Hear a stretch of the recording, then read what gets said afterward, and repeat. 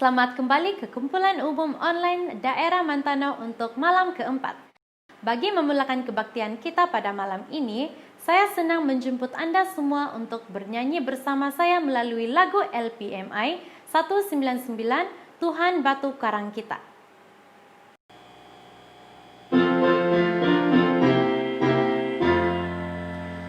Tuhan batu karang kita, pelindung dalam bahaya. Meski apapun menimpa, pelindung dalam bahaya. Tuhanku, batu karangku, pelindung yang maha kuasa, pemimpin pada jalanku, pelindung dalam bahaya. Siang malam Tuhan jaga, pelindung dalam bahaya. Ketakutanku hilanglah, pelindung dalam bahaya. Tuhanku, batu karangku, pelindung yang maha kuasa, pemimpin pada jalanku, pelindung dalam bahaya. Tuhan serta dalam taufan, pelindung dalam bahaya. Ialah selalu meluputkan, pelindung dalam bahaya. Tuhanku, batu karangku, pelindung yang maha kuasa, pemimpin pada jalanku, pelindung dalam bahaya. Oh batu karang yang teguh, pelindung dalam bahaya. Engkau saja penolongku, pelindung dalam bahaya. Tuhanku, batu karangku, pelindung yang maha kuasa, pemimpin pada jalanku, pelindung dalam bahaya. Sekarang, mari kita nyanyikan lagu tema kita, LPMI 178, Pengharapanku Hanyalah.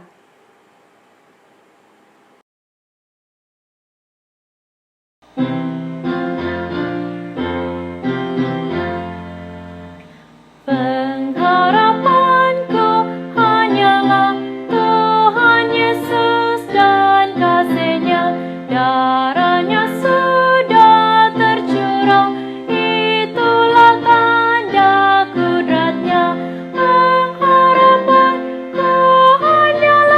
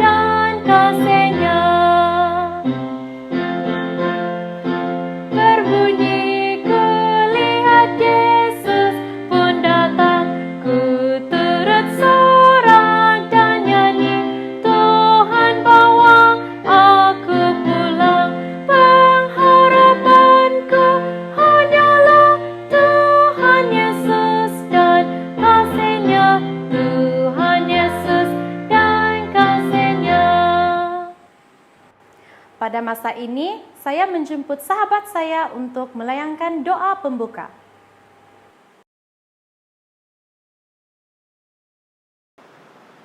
Saudara-saudari, mari kita bersatu di dalam doa. Mari berdoa. Maha besar Bapa kami di surga, saat ini kami berdoa khusus untuk pembicara yang sudah bersedia, Elder Lokin. Terima kasih Roh Kudus menyertai dia sehingga dia dapat berkata-kata untuk kemuliaan nama-Mu, dan sehingga kami juga turut diberkati melalui pimpinan Roh Kudus-Mu. Kami dapat mengerti firman-Mu dan diubah seturut dengan kehendak Tuhan. Terima kasih Bapa, malaikat dan Roh terus mengiringi kami di dalam pelajaran pada malam ini. Kami serahkan semuanya ini hanya di dalam nama Yesus, Juru Selamat kami. Amin.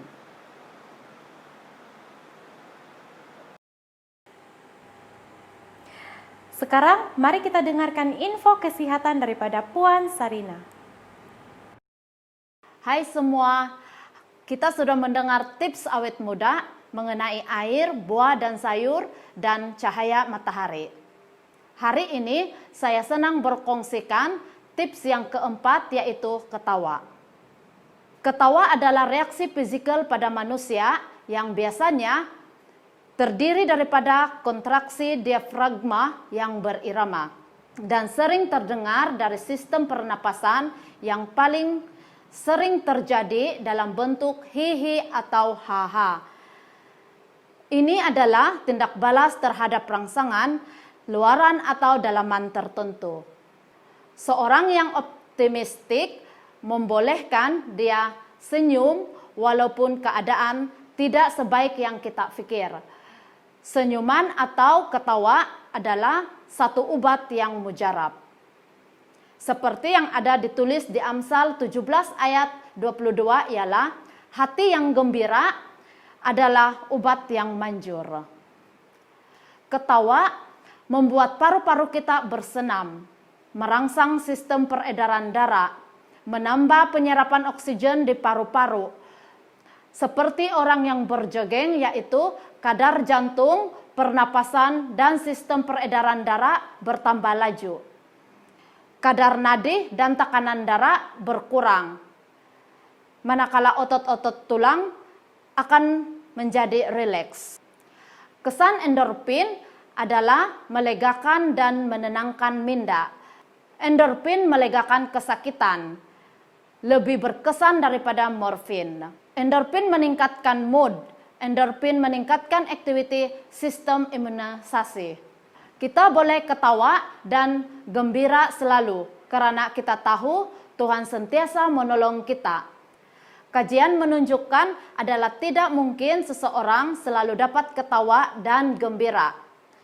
Tapi kita boleh menggantikan dengan bersikap positif. Hanya dengan berpikiran positif boleh meningkatkan dan menguatkan sistem imunisasi badan kita. Dalam Amsal 17 ayat 22, semangat yang patah mengeringkan tulang. Dalam Amsal 3 ayat 7 dan 8 pula, janganlah engkau menganggap dirimu sendiri bijak, takutlah akan Tuhan, dan jauhilah kejahatan. Itulah yang akan menyembuhkan tubuhmu. Sebelum penemuan sains perubatan, Alkitab sudah mengatakan tulang kita akan lebih sehat jika kita tidak berpikiran jahat. Jadi, marilah kita hidup dalam sehat dan berpikiran secara positif terhadap diri sendiri dan orang lain. Tuhan memberkati Anda dan saya.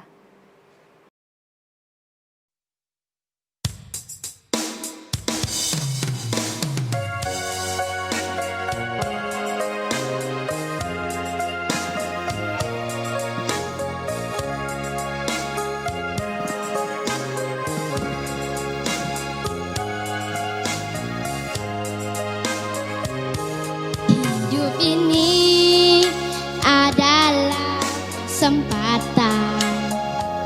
Hidup ini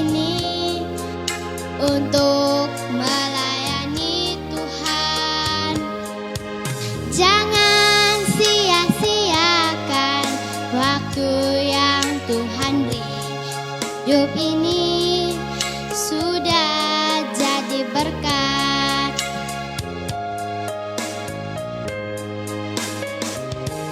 Hidup ini adalah kesempatan. Hidup ini untuk melayani Tuhan. Jangan sia-siakan hidup yang Tuhan beri. Hidup ini sudah jadi berkat.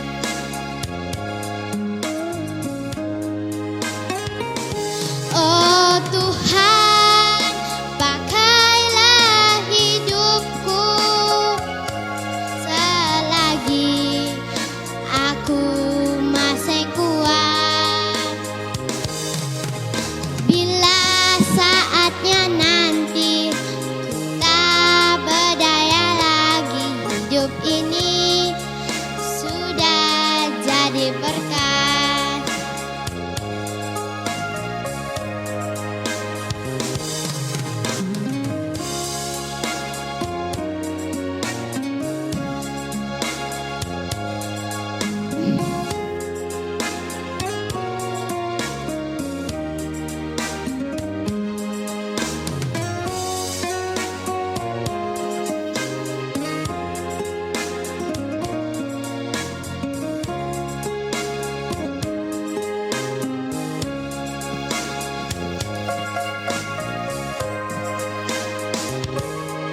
Hidup ini adalah kesempatan.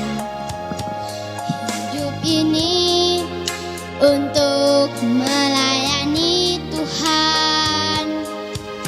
Jangan sia-siakan hidup yang Tuhan beri. Hidup ini sudah jadi berkat.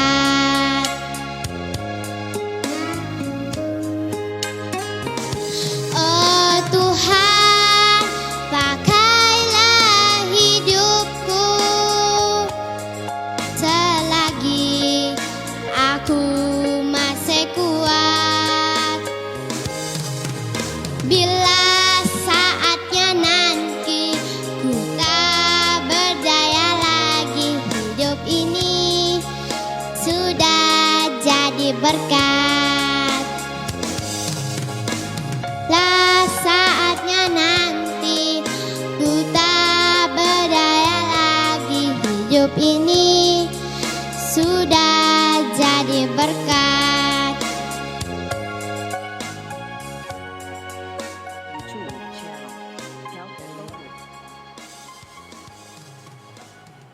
Saudara-saudari sekalian, marilah kita bersedia mendengarkan firman Tuhan yang akan disampaikan oleh Elder Laukin. Beliau melayani sebagai elder pertama di Gereja Mangaris Laut. Shalom, selamat bertemu dan selamat bersua di acara kumpulan umum anjuran Gereja SDA Daerah Mentanau. Puji Tuhan karena saya telah diberi peluang berkongsi bersama Anda dalam pelajaran khotbah kumpulan umum melalui online ini. Apa kabar saudara? Saya harap Anda semua dalam keadaan penuh berkat, sehat, bertenaga, dan bersemangat. Tajuk pelajaran khotbah yang saya kongsi bersama Anda pada hari keempat ini adalah dibebaskan oleh kebenaran. Maka nampaklah suatu tanda besar di langit. Seorang perempuan berselubung matahari dengan bulan di bawah kakinya dan sebuah mahkota 12 bintang di atas kepalanya. Ia sedang mengandung dan dalam keluhan dan penderitaannya. Hendak melahirkan, ia berteriak kesakitan. Maka nampak suatu tanda yang lain di langit dan lihatlah, seekor naga merah padam yang besar, berkepala 7 dan bertanduk 10. Dan di atas kepalanya ada 7 mahkota, dan ekornya menyeret sepertiga dari bintang-bintang di langit, dan melemparkan ke atas bumi. Dan naga itu berdiri di hadapan perempuan yang hendak melahirkan itu untuk menelan anaknya segera. Sesudah perempuan itu melahirkannya, maka ia melahirkan seorang anak laki-laki yang akan mengembalakan semua bangsa dengan gada besi.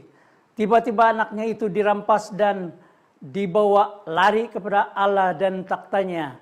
perempuan itu lari ke padang gurun, di mana telah disediakan suatu tempat oleh Allah supaya dipelihara di situ 1260 hari lamanya. Maka timbullah peperangan di sorga. Mikael dan malaikat-malaikatnya berperang melawan naga itu. Dan naga itu dibantu oleh malaikat-malaikatnya. Tetapi mereka tidak dapat bertahan. Mereka tidak mendapat tempat lagi di sorga. Dan naga besar itu si ular tua yang disebut iblis dan setan yang menyesatkan seluruh dunia dilemparkan ke bawah. Ia dilemparkan ke bumi bersama-sama dengan malaikat-malaikatnya. Dan ketika naga itu sadar bahwa telah dilemparkan di atas bumi, ia memburu perempuan yang melahirkan anak laki-laki itu. Kepada perempuan itu diberikan kedua sayap dari burung nasar yang besar, supaya ia terbang ke tempatnya di padang gurun, di mana ia dipelihara jauh dari tempat ular itu selama 1 masa dan 2 masa dan setengah masa. Lalu ular itu menyemburkan dari mulutnya air sebesar sungai ke arah perempuan itu, supaya ia dihanyutkan sungai itu. Tetapi bumi datang menolong perempuan itu.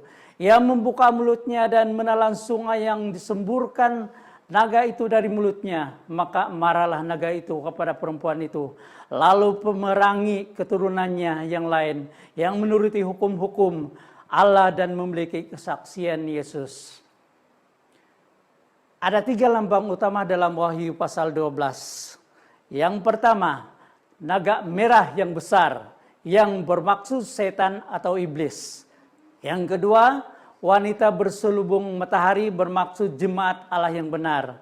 Yang ketiga, wanita itu mengandung bermaksud mengharapkan kelahiran seorang anak laki-laki yang akan menggembalakan semua bangsa.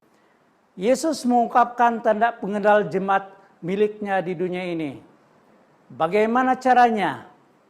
Melalui nubuatan Wahyu pasal 12 tentang 3 sasaran serangan setan untuk dimusnahkan.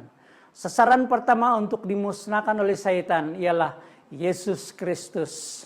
Semasa di sorga, naga dan malaikat-malaikatnya melawan Mikael dan Yesus Kristus. Dan hasil daripada serangan setan itu, ia kalah dan kehilangan tempat di sorga. Ia dibuang keluar dari sorga. Ia berhasil menyeret 1/3 daripada jumlah malaikat di sorga. Semasa di bumi, Yesus akan lahir. Dari jemaat Allah ditunggu oleh naga untuk ditelan atau dimusnahkan. Ia kalah di sorga, tetapi ia merasa belum kalah di bumi. Ia menunggu Yesus menjelma menjadi manusia untuk dimusnahkan. Setan menggunakan alat dalam bentuk manusia, yaitu Herodes. Hasilnya, anak Yesus itu dirampas dan dibawa lari. Anak Yesus itu dibawa lari ke Mesir. Sasaran kedua untuk dimusnahkan oleh setan ialah perempuan itu. Perempuan yang melahirkan anak itu, yaitu jemaat Allah. Kalah melawan Yesus di sorga dan di bumi. Lalu apa yang dibuat setan menurut nubuatan ini? Ia mengejar perempuan yang melahirkan anak laki-laki itu. Ia semburkan dari mulutnya air sebesar sungai untuk memusnahkan perempuan atau jemaat Allah itu. Air melambangkan pasukan yang terdiri dari manusia. Yang pertama, pasukan kerajaan Romawi atas perintah kaisar-kaisarnya.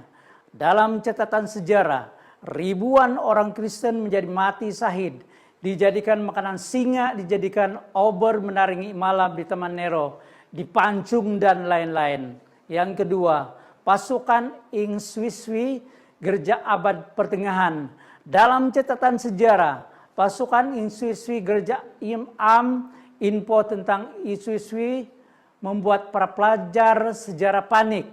Inquisisi adalah pengadilan yang tidak manusiawi yang dilancarkan oleh Gereja Tujuannya dibakar hidup, dipancung, ditenggelamkan, dan yang paling keji yaitu dibakar dengan menggunakan pengungkit.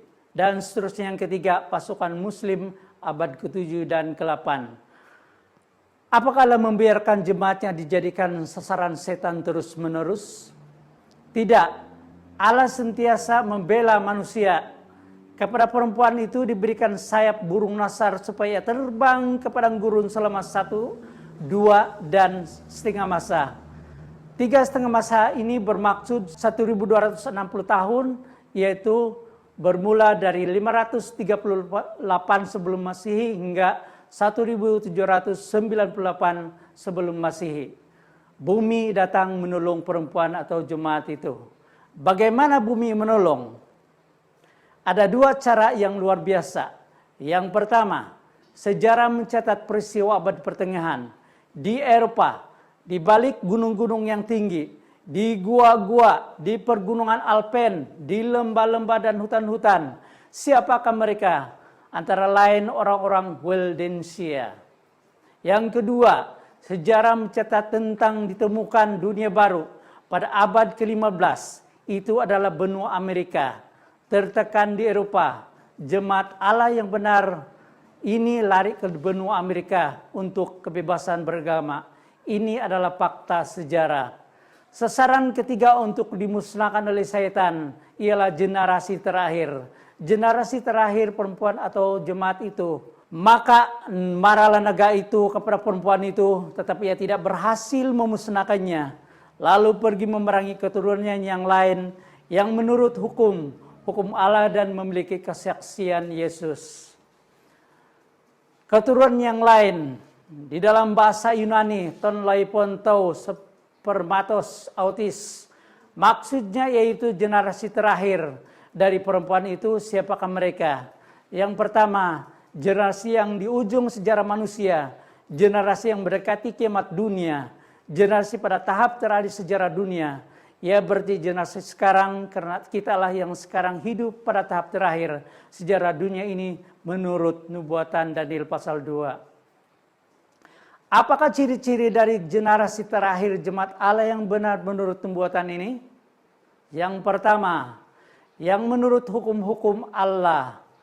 Artinya, yang tidak mengabaikan satupun dari hukum-hukum Allah itu. Yang kedua, Yakobus 2 ayat 10. Mengabaikan satu berarti semua ini menganjurkan untuk rela melakukan seluruh kehendak Allah. Matius 7:21 ayat 23. Kelompok yang ditolak Yesus karena gagal melakukan kehendaknya, ayat-ayat ini tidak mengatakan yang menurut tradisi atau kehendak manusia yang akan ada di surga, tapi mereka yang melakukan kehendak Bapakku yang di sorga. Yang kedua, yang memiliki kesaksian Yesus. Apakah kesaksian Yesus itu? Pertama, buktinya dari Wahyu 19 ayat 10. Janganlah berbuat demikian. Aku malaikat adalah hamba sama dengan engkau, Yohanes, dan saudara-saudaramu yang memiliki kesaksian Yesus. Sembahlah Allah. Janganlah berbuat demikian, aku malaikat adalah hamba, sama seperti engkau Yohanes dan saudara-saudaramu, para nabi. Sembahlah Allah. Saudara yang dikasihi, kesimpulan dari ayat di atas ini, bahwa para nabi lah yang memiliki kesaksian Yesus. Jadi Wahyu 12 ayat 17 dijelaskan, maka marahlah naga itu kepada perempuan itu, lalu pergi memerangi keturunannya yang lain, yaitu yang menurut hukum-hukum Allah dan yang memiliki kesaksian dari Yesus yang disampaikan melalui nabi. Bukti kedua dari definisi kesaksian Yesus dalam Wahyu 19 ayat 10 dibandingkan dengan penggunaan istilah nubuat dalam perjanjian lama. Wahyu 19 ayat 10, karena kesaksian Yesus adalah roh nubuat. Roh nubuat selalu dihubungkan dengan aktiviti perantaraan yang dikerjakan oleh nabi-nabi. Dengan kata lain, roh nubuat adalah kabaran dari Allah kepada umatnya dengan perantaraan nabi. Jadi kesaksian Yesus adalah pekabaran dari Allah, Yesus kepada umatnya dengan nabi. Kalau kesaksian Yesus adalah salah satu tanda pengenal gereja Tuhan yang benar pada menjelang kedatangan Yesus kedua kali, maka adanya nabi yang dipercayakan dengan kesaksian Yesus adalah bagian dari tanda pengenal yang dimaksudkan itu. Gereja Tuhan harus ada nabi yang disertai nubuat-nubuat atau pekabaran-pekabaran dari Allah untuk umatnya. Dengan kata lain, kalau satu gereja tidak memiliki nabi dan nubuat-nubuat, maka gereja jemaat itu tidak benar diragukan. Saudara yang dikasihi, mengapa Yesus izinkan kita untuk mempelajari pelajaran ini? Ia sangat mengasihi kita. Yang pertama, ia sangat mengasihi kita. Yang kedua, ia mau agar kita tahu bahwa setan adalah musuh yang pernah menyerang Yesus dan jemaatnya yang benar. Yang ketiga, agar kita boleh mengenal jemaat Allah yang benar sekarang ini tanpa keraguan-raguan. Yang keempat, agar kita mengambil keputusan untuk meletakkan nasib pribadi kita kepada jemaatnya. Yang terakhir itu yaitu yang menurut hukum-hukum Allah dan memiliki kesaksian Yesus. Kesimpulannya, nubuatan Wahyu pasal 12 adalah benang perak yang Anda boleh pegang untuk menemukan jemaat Allah yang benar di tengah-tengah jemaat yang mengaku Kristen yang kurang lebih 800 juta jumlahnya di dunia.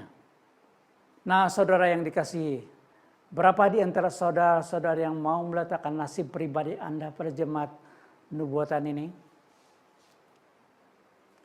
Tibalah saatnya hari ini kita periksa diri kita sendiri. Apakah Anda mengasihi Yesus? Mari kita ikrarkan tekad kita hari ini. Allah benar-benar mengasihi kita dengan kasih yang tulus. Kita mengakui bahwa kita telah terpisah jauh dari Allah karena dosa-dosa kita sendiri.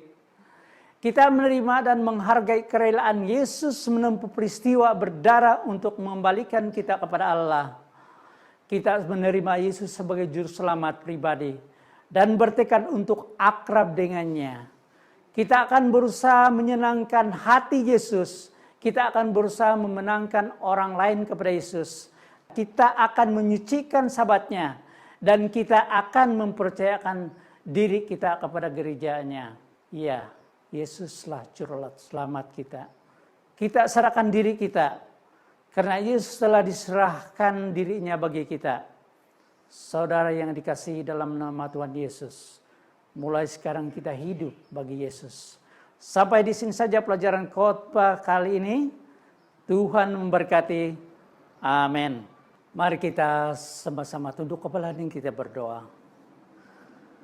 Tuhan yang bersama di kerajaan sorga, terima kasih masa yang indah bagi kami untuk bersama-sama belajar firman Tuhan.